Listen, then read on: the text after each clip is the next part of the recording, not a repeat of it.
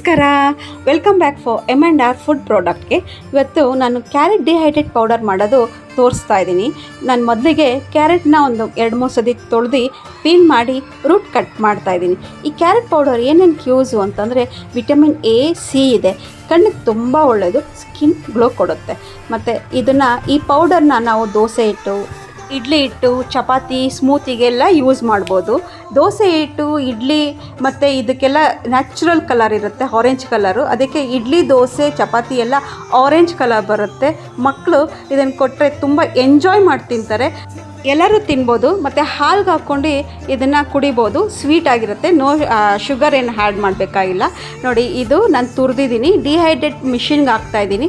Around ನನಗೆ 2 to 3 hours ನಂಗೆ dry ಆಗೋಕ್ಕೆ ಇದು ಬೇಕಾಗುತ್ತೆ ಟೈಮು. ಇದೇ ಥರ ನನ್ನ ಸಬ್ಸ್ಕ್ರೈಬ್ ಮಾಡಿ, ಲೈಕ್ ಮಾಡಿ, ಶೇರ್ ಮಾಡಿ. Thank you.